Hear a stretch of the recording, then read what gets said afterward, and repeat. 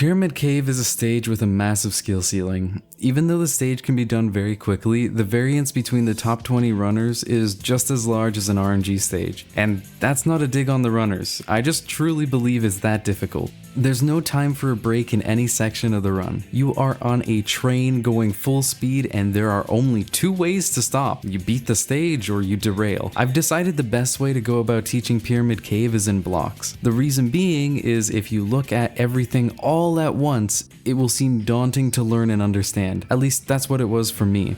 So breaking it up into sections that you can tunnel vision onto made it much less of a hassle when I figured out how to finally tackle this stage. So to start, here's a stage completed in full.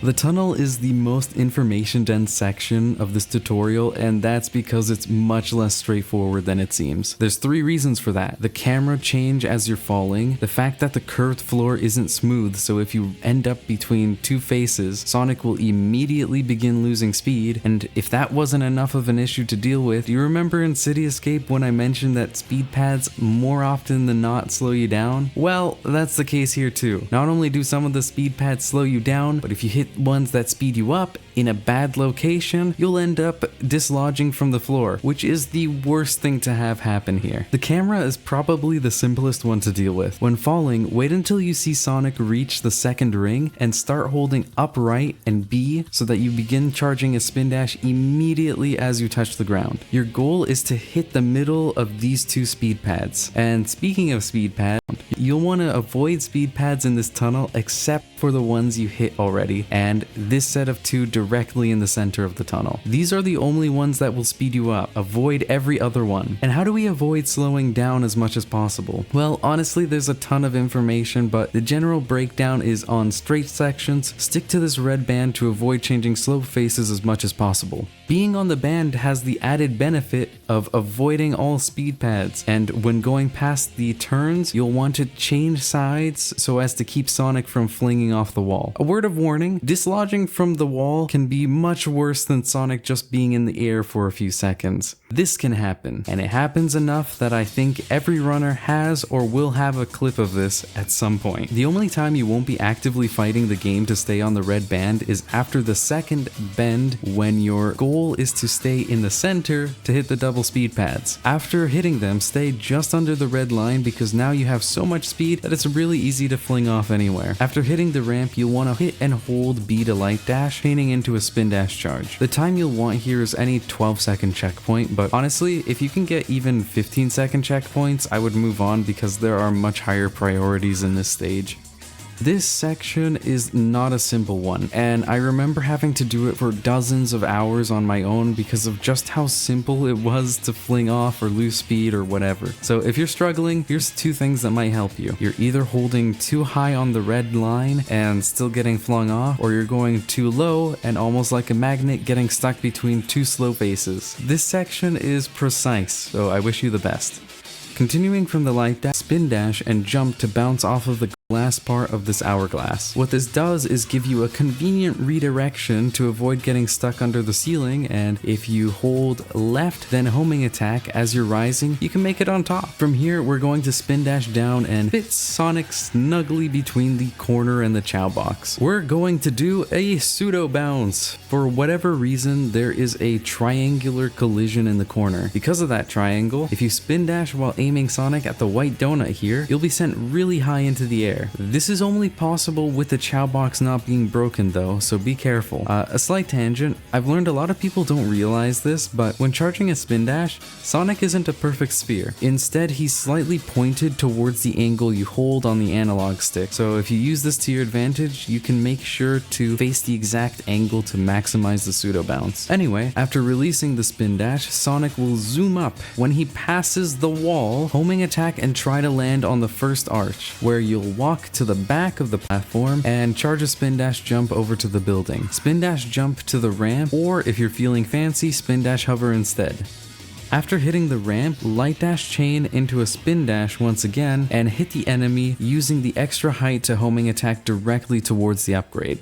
Normally I want this section to take around 17 seconds. If the arch seems too difficult, you can use the snake boy to the left and you can land on him and jump to the arch instead.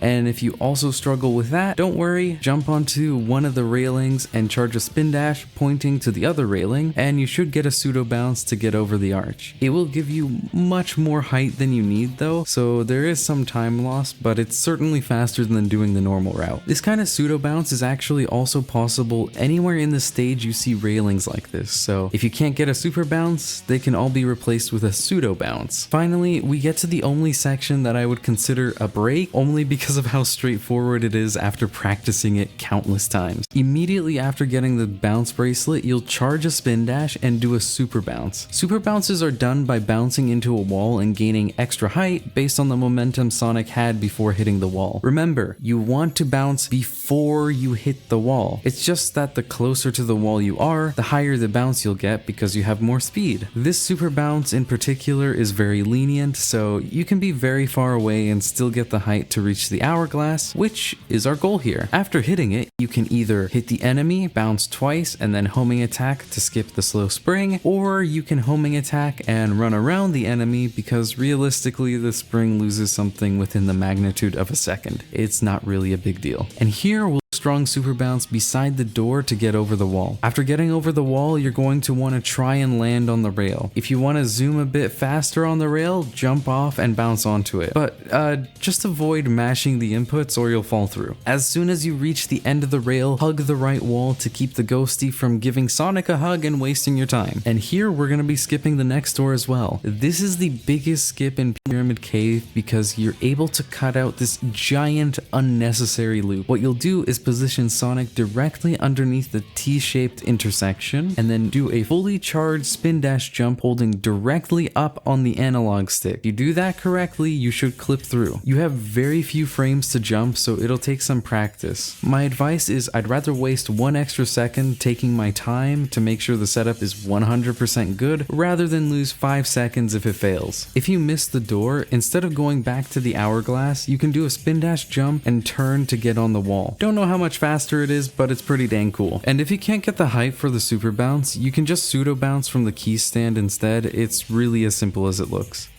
For the second tunnel, hit the hourglass, get onto the right wall, and follow basically the same rules as the first tunnel. The speed pads are in different locations though that you'll need to watch out for. Also, because you don't have a speed pad at the beginning, it's really important to fully charge the spin dash at the beginning. I try to reach this checkpoint at 57 seconds or faster because the rest of the stage should be around 27 seconds long. The final section starts starts with a super bounce onto the building. Once on the building, you'll be setting up for the second skip in the stage called Snake Skip, which oddly enough doesn't exist on the DC version because the snakes took a day off or something. Spin dash over the gaps twice and then jump and homing attack to quickly slow down, then run up the snake and charge a spin dash on the statue. If that setup is too difficult, you can stand here and hold upright to get up instead. From here, you'll be learning the joys of skewed gravity. When you spin dash off the statue and bounce quick enough, instead of bouncing down, it'll be perpendicular to the angle you had on the statue. We use this to skip over to the wall of the loop. When in skewed gravity, there's always a trade-off between distance and speed. If your speed drops below the threshold, you'll lose skewed gravity and just fall to your death. So what you want to do ideally is to make sure you get the distance to reach the wall, always homing attack cancel to make sure you get more distance, and then hold a further right angle so that you guarantee that Sonic will stick to the wall. This only saves like 4.5 seconds to the fastest non-snake skip route, which the TLDR for that route is that you jump over the speed pads, and once you get loop speed, then you jump